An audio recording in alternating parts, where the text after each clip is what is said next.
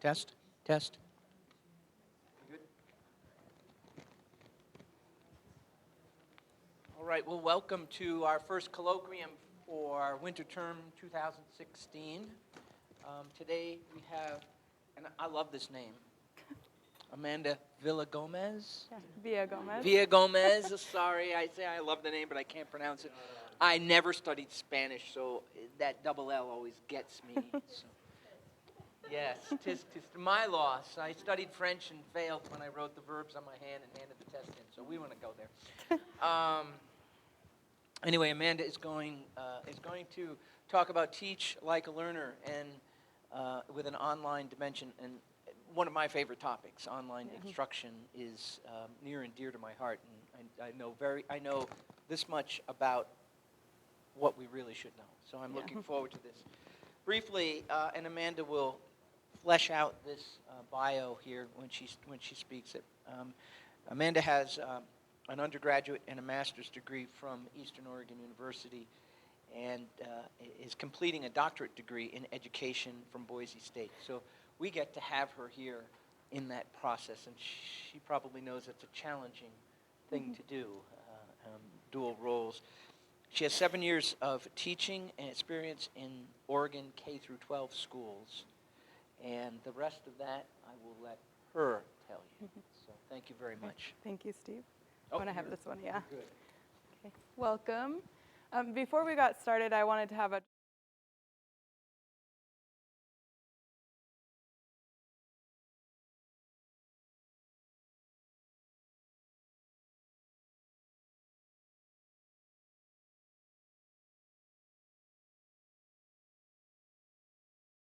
I'm teaching right now this term Shakespeare, English literature, the British literature class online. I've taught Writing 121 online and Jerry Yeah. since 2003. And is it pretty much all undergraduate, but fully online? I've taught graduate classes too online. Yeah. Okay. Thank you. And what classes, Aaron and Steve, did you say that you teach them too? I teach a number of 300 level classes that you have to learn anthropology and ethics, as well as capstone. Okay. For the most part, I've had, very good. For the most part, I've had 300 level business courses, finance, management, the two that come to mind enough. And last year, I started teaching a 100 Intro to Business course online, and that it's very interesting because I also teach it on campus, completely different demographics, and that makes it exceedingly interesting in terms of the way the classes are structured. Anybody else? I teach 200 level math foundation courses, and I also have a developmental intermediate algebra class. I teach, if this thing is on, Math 70, 95, and 111. And the way I teach online is absolutely polar opposite from how I teach on campus. Anyone else? I've taught statistics online, and I currently teach Ed 518, which is research proposal. It's the graduate students writing the proposal for the thesis, and I also teach Ed 519 online, which is proposal completion, is working with online students to complete their proposals. I've taught primarily graduate level coursework online, including qualitative research methods and literacy courses online. I also do the thesis class, the Ed 519 online, and I have taught undergraduate practica online. So it sounds like within the room there's a wide range of undergraduate and graduate and different purposes, but that quite a few have experience with fully online classes. So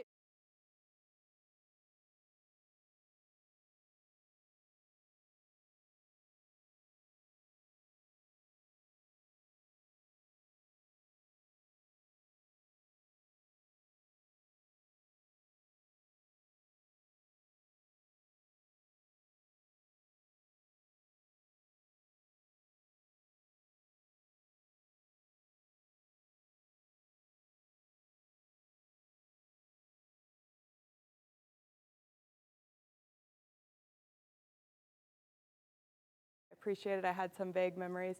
But at the time, I wasn't thinking of, oh, in the future, I'm going to be teaching classes like this, so I should pay attention to thinking about it from the teacher side. So I wanted to go back and think about what would be different because I had had some experience. I'd had a year filling in as a sabbatical replacement and then teaching a couple of other adjunct courses, but they were mainly all face-to-face classes. And I had one case where it was a hybrid class, but that had also been years before. So I didn't really have a recent context of learning or teaching online when I started. So I knew that it would be beneficial to think about it from the learner side, but I didn't have that background in place. So right now at Eastern, from the fall of 2013 until now, when I came back, then I teach face-to-face courses for undergraduate pre-service teachers. And then all of the online courses that I do are at the graduate level for in-service teachers, so people who typically already have their teaching degree. And then I'm also the reading program coordinator. So aside from wanting to look at implications for me and my classes, then I wanted to think about our reading program since it is fully online at the graduate level. And so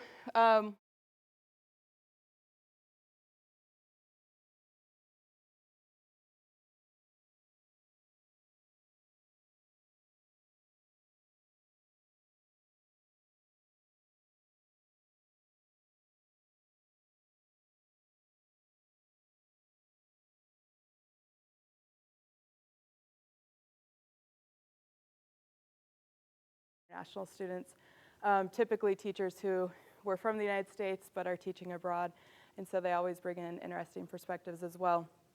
Their current context range that a lot of them are currently teaching full-time, others are teaching part-time or substitute teachers. Some have been teaching recently but then are staying home with young children, and others are, every once in a while we have students who aren't teachers but are taking it as part of the MS program for other goals that they have. And so one of the things is that often students would prefer to have a face-to-face program, but either geographically there isn't a program that works for them, or based on their different schedules, it wouldn't work. And so a lot of times the online option is out of convenience rather than necessarily what would be their top priority for learning styles. But one of the things, because of the shifts in all the different types of contexts that they're in, then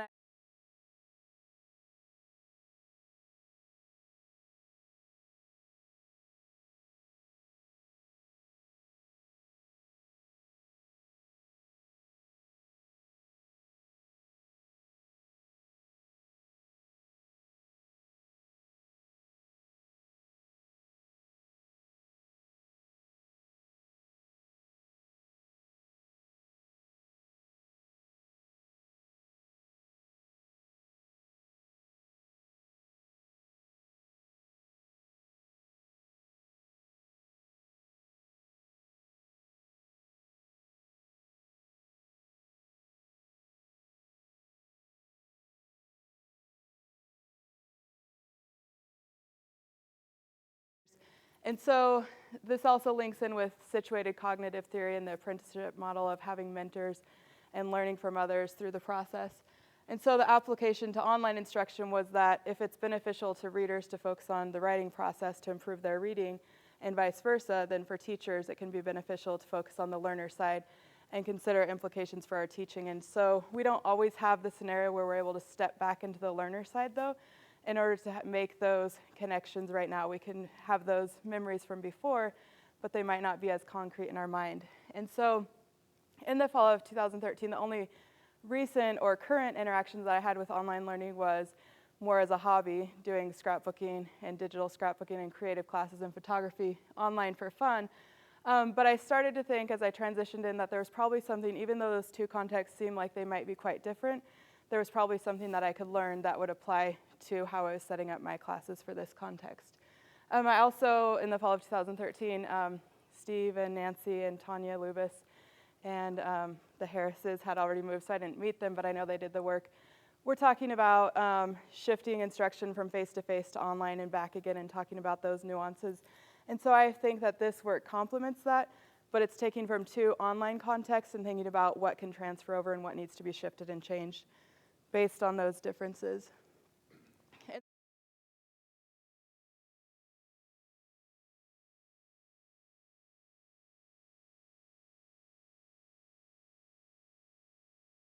reading endorsement coursework from closely examining online creative workshops for pleasure, and what challenges are there when transitioning ideas or a vision for online teaching from one context to the other. And again, my intent was to think about implications for my own classes, but also the reading program as a whole. And so it was a self-study. I was reviewing previous courses that I'd taken and going back and analyzing the content from the learner side. I was reflecting on my experiences as a learner, what I appreciated that the instructors were doing, and challenges, thinking about what would be challenging to switch into my own courses. And so I wrote memos as I was going through the process. I would write out what I was noticing and what I was thinking, and then I was also doing constant comparison method as I switched from one class to the other to see what the instructors had as similarities and what was different, to try to see the themes. And then for member checking, I had an interview with one of the co-founders of the company. And then I was going to try to interview the instructors, but they weren't available. So it was just with her. So I looked at 4 12-week workshops, and that was mainly, the company has all different durations of courses and whether it was self-paced or led by an instructor. But I did the 12-week instructor-led workshops because it was the closest to EOU course setup. And so they would have new content weekly. They start out with a pre-class before the course starts, and then new content weekly with handouts, videos, and downloads. And then they would have different features like galleries and message boards and chats and resources available for students to interact in different ways and to show what they were doing with their work in different ways. So when I went through and was looking with the constant comparison method, then I found 4 interrelated themes. And they were a process-oriented mindset, intentionality and purpose, and relationship and value of individuals or the people, and then the instructor and their tone. And so many of these aspects, as I was looking at it from an educational background and lens, they all made perfect sense. And it wasn't necessarily anything groundbreaking or completely new, but it was still beneficial to see some of the nuances and how they were able to implement them in the online format. So with theme 1, that it was a process-oriented mindset, then the instructors had that mindset and they had an attitude that conveyed it, that it was the learning was a process. And specific to the course content, they would show how they had that process mindset, but then they would also link it how it applied to life in general. And when I was talking with the co-founder, she said that that was the whole point of the name of the company, Big Picture Classes, because they want people to, like through the process of scrapbooking and creating, to also just think about who they are and their life in general. And so there was an emphasis on providing a rationale and always highlighting the value of what was happening in the course. And those real life links, which then of course leads to it being explicit in all the courses, throughout the courses, why the course mattered. And so then the one thing that I didn't typically do in my classes or really think about before is that they would also share often the process of how they created the course, how it all came together, what their thinking was, and their own journey and joys in the process of creating and documenting and teaching. And so they showed themselves as someone as a work in progress. And so they also demonstrated the value of reflection through showing their own reflections and then prompting students to do the same through their assignments. So also with this theme in general, so it all came down to just an emphasis on the process and the growth and the journey over time. And so they showed how they approached challenges.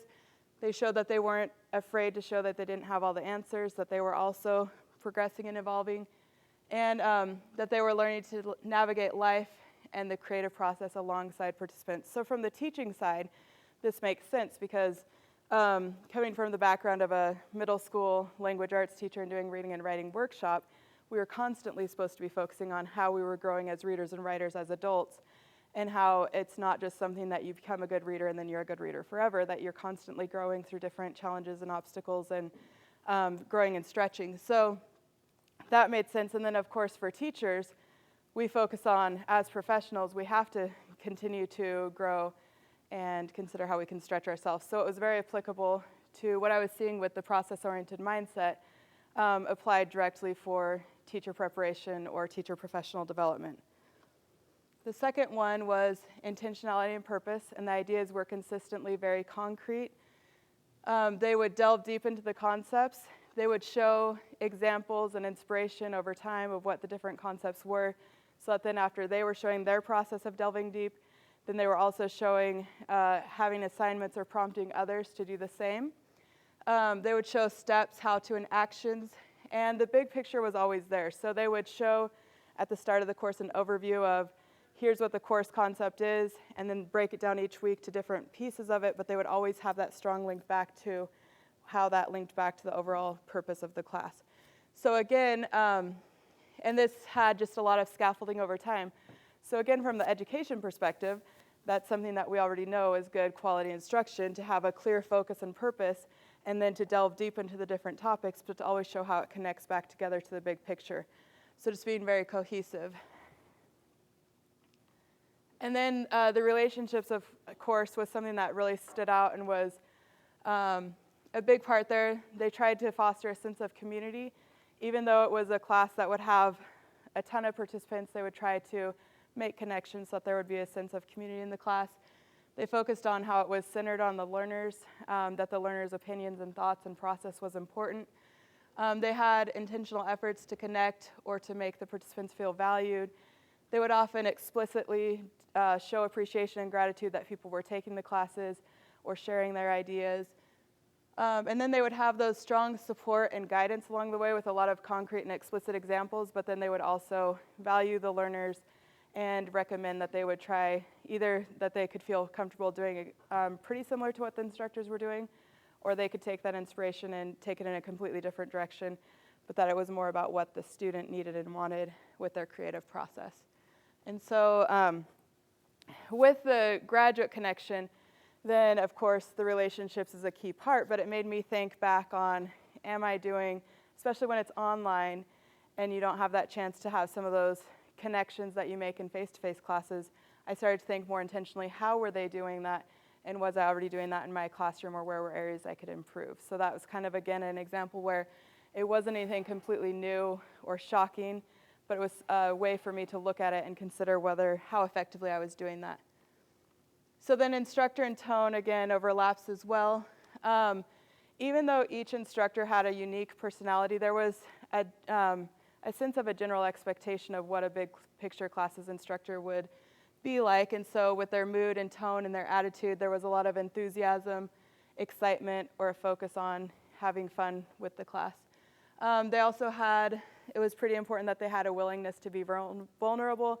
They were willing to take risks so that then they could encourage students to take risks, because they were showing that it's okay if the final product doesn't end up exactly how you wanted. That was more about the growth and the process and the journey behind it that made it worth it to take those risks. And so then it also, again, was just instructors as people sharing their journeys and opinions and thought process and beliefs. So I think for teaching, again, this is also important because we want our teachers as leaders and advocates to feel like they can go out there and take risks, and that even if it doesn't end up exactly how they intended it to, that it was worth trying and that they would still grow from that process, and thinking about how we can foster and encourage that willingness to be vulnerable and take risks. So then my course implications were, when I started this research, we were still using Blackboard, and then it was in the summer that I was doing the research, we were getting ready to transition into Canvas. And so the main implications were that I noticed what I already had in place, but then aside from thinking about the content and how the instructors were interacting, I was also looking at visually what worked and why it was smooth and easy to navigate. And so I was in SIT at the end of that summer and was learning about how to use Canvas. So I don't think on Blackboard that I would have been able to implement a lot of what I wanted to, but on Canvas it was a perfect fit. And then just having a consistent look and feel each week.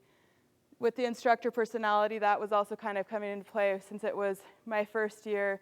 Like I said, I had done a sabbatical replacement before, but it was my first year feeling like I'd made the transition and that I knew that I was going to be in higher ed rather than back in my K-12 classroom. So a lot of it was even deciding who I was as an instructor at this level and thinking about my policies and how I'd interact with students in general, how strict I would be, what was most important. And so that was came at a good time.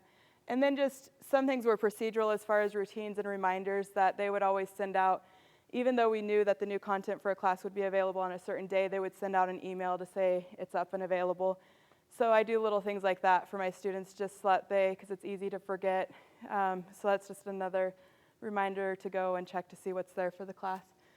And then with weekly overviews and looking ahead, one thing when I was talking to the instructor, or I mean the co-creator of the company, I said I noticed that there would be repetition of content. So like in the introduction, in the videos, and in the handouts, some of the information was repeated multiple times, and I asked her about that, and she said that that was intentional because even if they conceptually say, students will follow this path, they'll do the introduction, then they'll watch the video, then they'll look at the handout, or even if the instructor says, please do it this way, that we know students can say that they just want to jump into the video, or that they want to just look at the handout, whatever their preference was.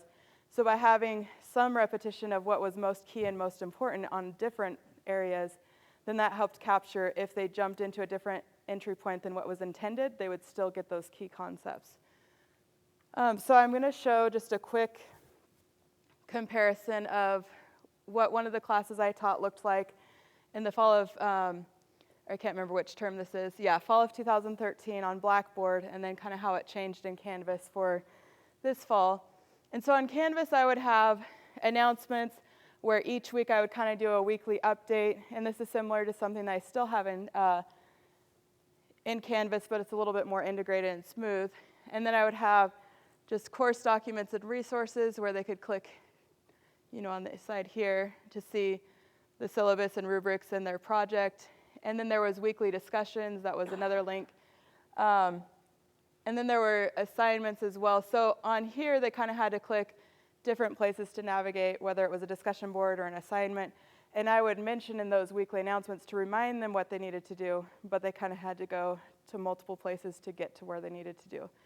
And with Canvas, then it looks more like this, where, and I have it on the student view, so on my side, the instructor side, I see a lot more links, but for the students, they just see home, syllabus, and grades. That's all the links on the side. Once they go to different places, they can choose if they want to click the links that come up on the top or not, but this helps to guide them to the way that I want them to access the content. So if they click into the class, it takes them right to this home page. It has an introduction or a welcome. I have an Ask Amanda discussion board where I subscribe to that one, so if they have any question that's not specific to their grades and confidential, then they ask it there, and then all students can see, benefit from the question and answer. And then on here you can see that there's a link for the pre-class through finals week, but that's because the course is complete. But typically at the start, the only thing that they would be able to access is the pre-class, and then each week it's activated the Thursday prior to them having a Monday due date. And so in the pre-class, this is usually up a couple weeks before the term starts, and this is the same for all of the classes that I teach, so it's not specific to the individual course, but it's more about orienting them to Canvas and how my courses work for them there. So I give them kind of like some IT links and my contact information, and then they have just some videos, me walking through to show how I set up my courses and what to expect for the term and how to navigate the course.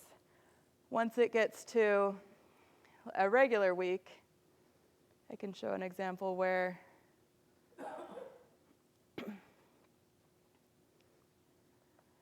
then they have a weekly introduction that somehow recaps what they were doing the week before, trying to tie again that glimpse into the big picture, but then focusing on what we're doing for that week.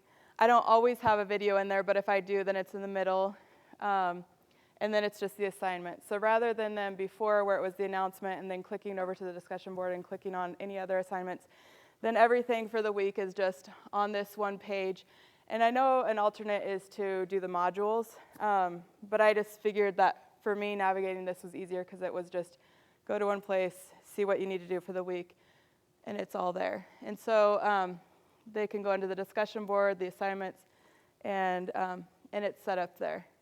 So that's just kind of a quick glimpse into visually what it looks like, and just trying to have a focus on it being fairly clean and simple so that students don't spend a lot of time trying to navigate, that they can just get to the content and what they need to do. And then because I have that consistent setup, if they have multiple classes with me or classes at different terms, they already know how it's going to be set up and how to navigate it. So that's from that part. Let me switch back here.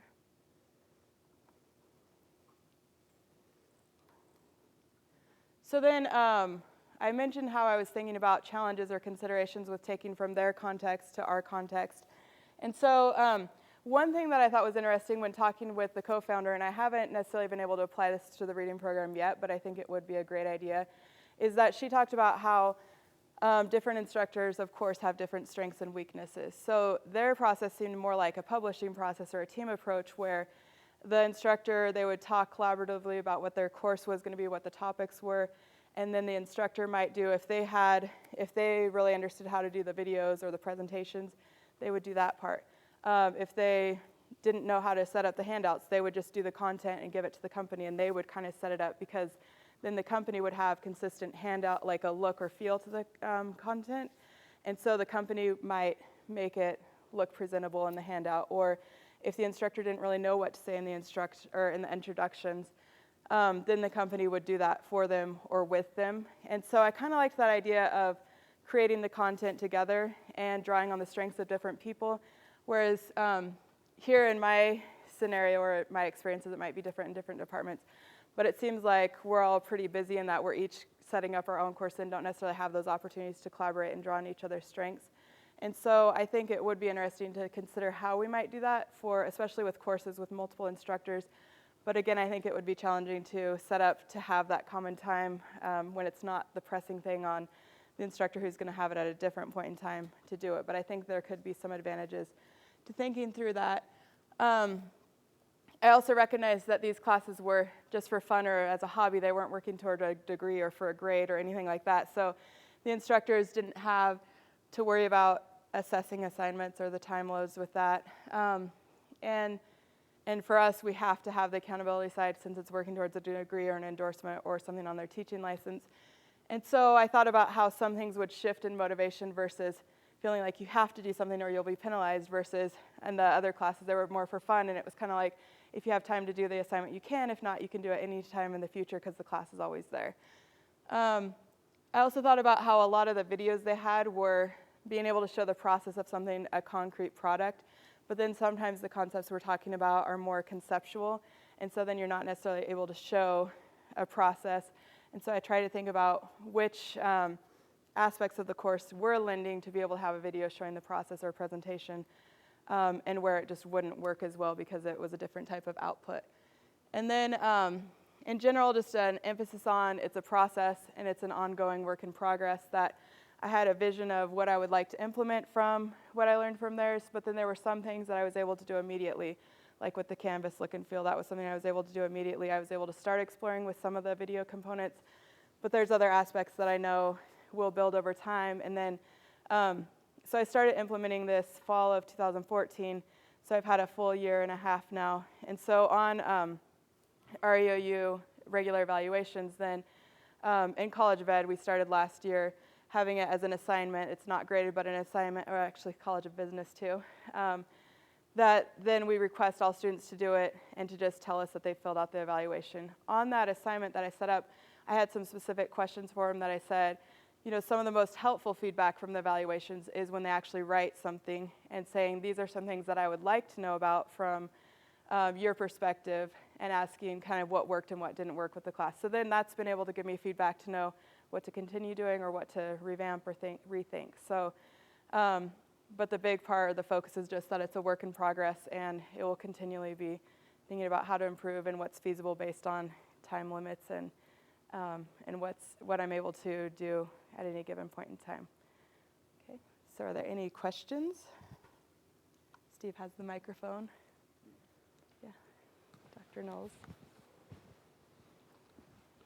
I was really interested in that team approach idea.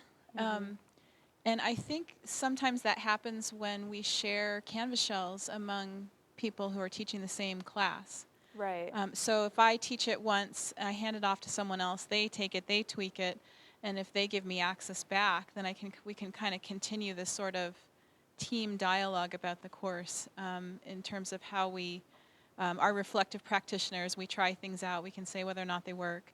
And then if we're having that conversation as a program, then we're really enhancing, I think, the product for students, because we're constantly still talking about it. So I wonder if Canvas doesn't make that easy in that way. Yeah, and that's definitely something I can see that connection of when I've been able to see a course that I haven't taught before and see someone else's shell for their ideas and how they organize, and that definitely helps. So I think you're right that that contributes to it. Amanda, just a quick question. How do you do your weekly overviews? Are they packaged into that page, or do you do announcements or anything like that? Oh, right, yeah. So this is just all, I don't do announcements. It's just from the home screen, each of these that we click on is a page. So rather than a module, it's just each one is a page. So the And so overview then- is at the top of the page. Yeah, so the weekly welcome is, so like this week there's more, usually if I try to think about the student load. So if I have a video or something, then usually it's a little bit shorter. So like on week 3, the weekly overview and check-in was shorter. This week it's longer because I don't have a video there. So then there's a little bit more.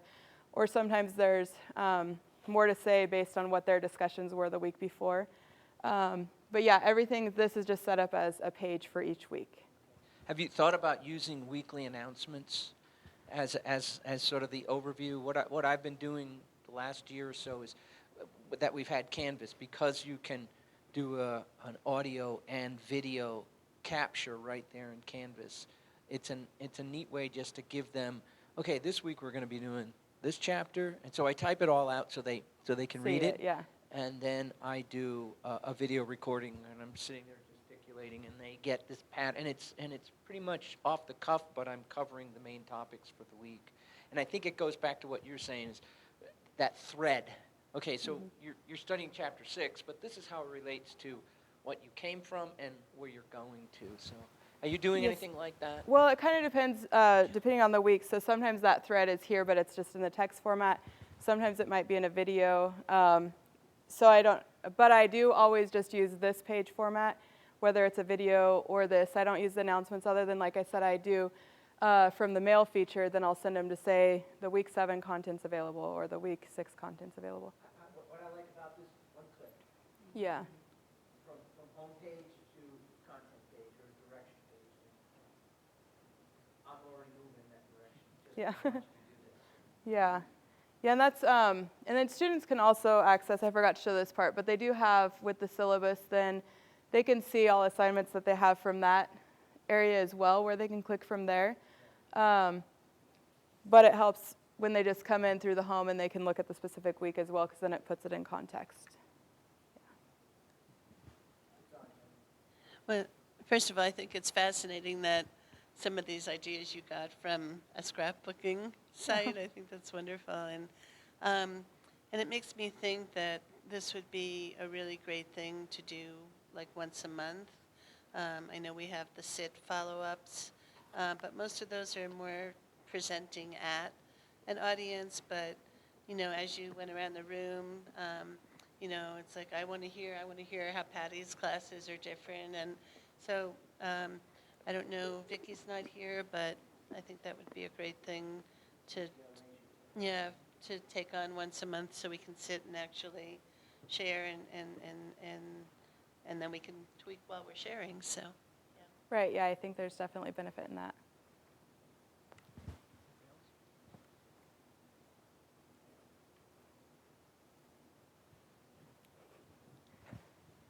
So I guess as I was listening to your different themes, sort of the relationship piece I think is probably the most difficult to emulate online. So I was just curious about specific examples of ways that they would sort of try to foster that that relationship and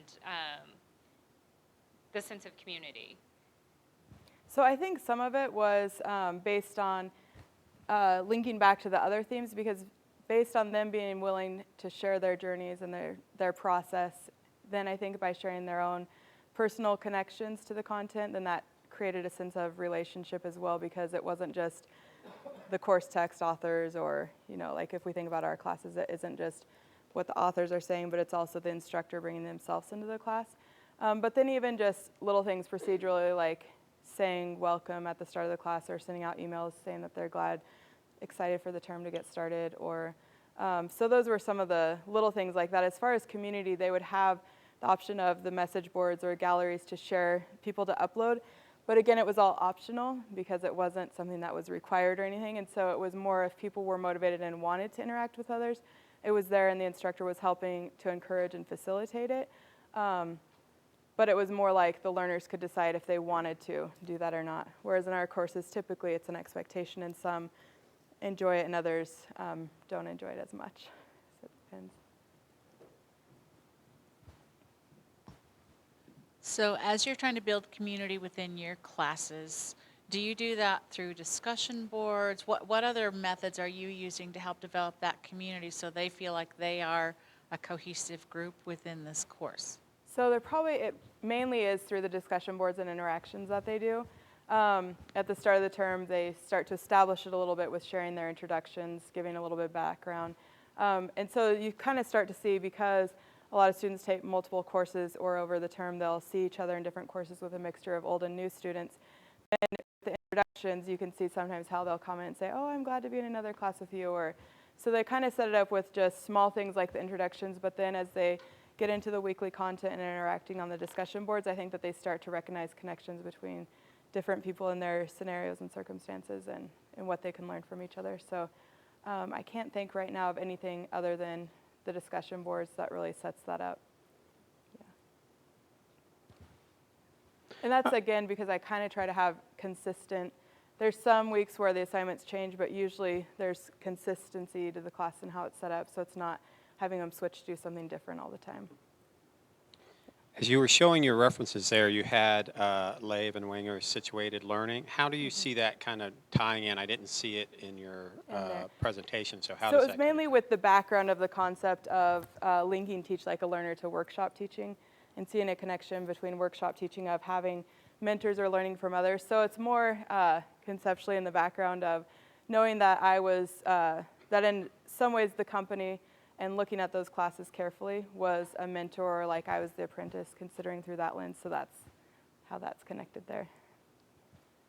So I'm thinking about the word fun, which came up, and I think in that sort of comparison between the scrapbooking type class and the, our context here with credit-bearing classes. And I guess what I'm wondering is, I love this comparison, and making the comparison between the two, how do you see, what sort of models do you see for building sort of fun into the credit-bearing classroom context? So I think some of it depends on why the student is taking the class, because some, even if they have to do it for some reason for their job or for getting credits for renewing their license, they love school and they love being in there, they love the interactions, and so I think it's fun for them.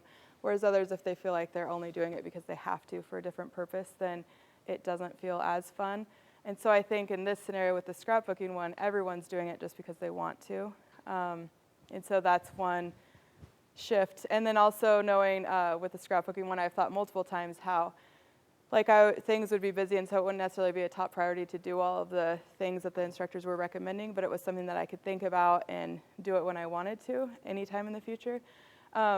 Whereas if it was in the context of everything else that I was doing at any given point in time, if it was for credit or a grade, then I wouldn't just choose whether to take it or leave it. I would do it for sure. And so, so then that can sometimes add the stress, because if you're with everything else going on, sometimes then it takes away some of the fun just because you care about it and you want to do your best. But then it can be stressful when you have to do it by a certain time versus if it's just, oh, this is an option if you want to and if you have time.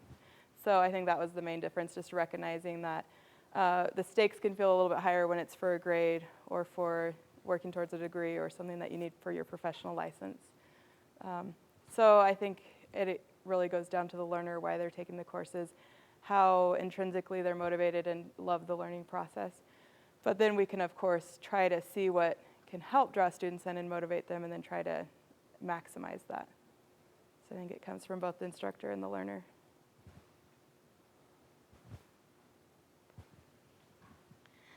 So I think we see that our online programs here at EOU in large part serve a lot of our most vulnerable students. And do you have any thoughts or ideas, tips or tricks that for drawing those students in and making the connection with them? So I think that might be more relevant or specific to perhaps some of the undergraduate courses, versus at the graduate level for people who are already teaching and have already successfully completed an undergraduate degree and have kind of found out what works for them as students. And so we do definitely still see, a different range of how easily students seem to navigate the process. But I don't know that we necessarily see the range that you're thinking of right now as far as trying to attempt college for the first time or still trying to navigate the college process. So I think that's where it would be interesting with colleagues to have discussions about what's beneficial for online learning at the undergraduate level versus what graduate students need. MJ, one of the things that, if I can Yeah. add, one of the things that I've read about and attempted to practice very regularly in my online class is engagement. Something simply as an email every other day, my audio, video postings at the front of the week, just to let them know that there's somebody on the other side of that computer from them. And that engagement, I think, is really important for faculty to do and for the students to see. And, it makes a little bit more work on my part, but I get a kick out of it, and I send them funky news articles or stuff that's related to the course topics, and I throw out questions to say, hey, what do you think about this? What would you do? And sometimes I get responses, and other times, it just kind of goes unanswered. But I'm there on the other side, and that's, I think, it's critical to engaging them in the class. That's part of that building a community piece. And I think Amanda's right. In a graduate level course, I think we have a wholly different cadre of people in those courses. And for the most part, they're there because they really, really want to be there, and they really, really want to take that class.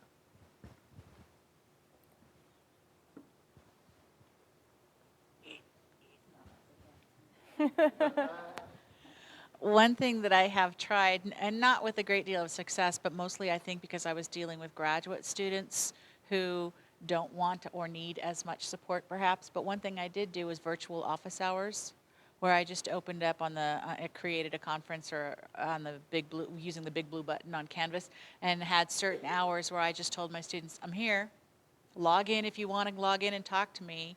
Log in if you want to talk to me, and if others are here, great, we'll have a conversation among whoever's here. I had students utilize it a couple of times, usually at the crunch time in the term when they're like really worried about their final project.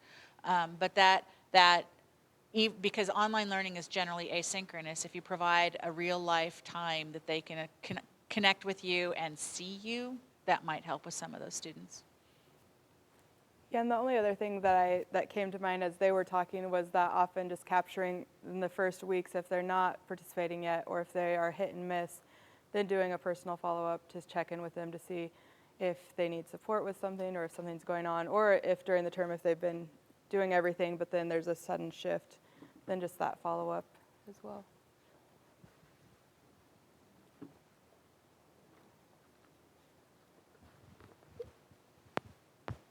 When you're talking about tone of the instructor, sorry, my thought drifted. So would you kind of elaborate and maybe give some examples of different tones that you encountered or have in your mind? Yeah, so with the tone for those instructors, they would have different unique personalities, but they would all come at it. It felt like there was an expectation from the company side that they would be upbeat and enthusiastic and excited for the course and excited to be interacting with the students. And so it's more the way that they would convey their thoughts and those different little things that they would do that would connect in with how they were doing the relationships as well. So I think the tone in general, that was one where felt like a fairly consistent tone of just the excitement and enthusiasm for the content and for the programs, and so that was the main thing there.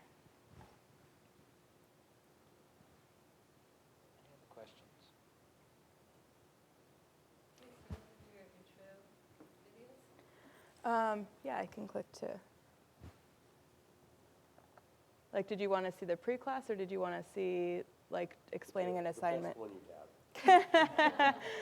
I don't know which one that would be. Preferably not the 20-minute one. Yeah. So this one's just explaining, oh wait, wrong week.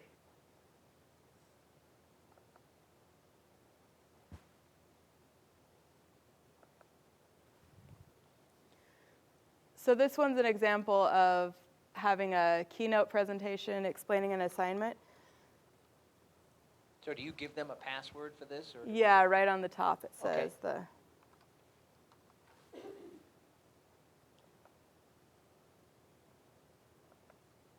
We won't watch the whole. Hello and welcome back to week 3 of Ed 568. This week we're going to be talking about your leadership project. Last week we were thinking about what your goals are and what you'd like to do As a literacy leader. And so that was to help you to start thinking of potential ideas that might fit for the leadership project. This week we're going to talk a little bit more specifically about what that's going to look like, and then you're going to be working on submitting proposals. When you submit your proposal this week, then I'll look through it and see your ideas. I will either approve your proposal and you'll move forward, or we might need to go back and forth a little bit to refine it and to work out some of the fine details to make sure that you're setting yourself up for success for your final project. So that's what to expect for week 3. The first thing that we need to talk about related to the project is that I need to know the reason why you're taking this class right now. And essentially there's 2 different reasons why you would course shell and navigating through it. Yeah. This is edited out now. And following one of our checklists to be able to get is because we have a program. The leadership project is essentially a classroom. The ones to start their library, they had some existing donations, but they didn't quite yet have examples of what previous students had done for their projects and explaining the big picture, and then they're able to look at the actual assignment description and the rubrics as well. Like I said, so this one is a keynote presentation and just doing the voiceover. But then some other ones in the pre-classroom are more walking through on the shell. So it depends on if I'm trying to show them conceptually something, then I will do it on the course shell, navigating through. If I'm showing like more conceptually or just a process, then I might do a presentation. When it was the qualitative research class and I got to the analysis process, then I had taken pictures of when I was doing this research process. I took a lot of pictures of the different phases of the coding process, and then I had those images there that I was walking them through that process. So again, I like the videos when there's an opportunity to show a process or a product, but then a lot of times it's more of a conceptual. So. Any other questions? Well, I'll wrap her up then and say thank you very much to Amanda, and appreciate it. Thank you.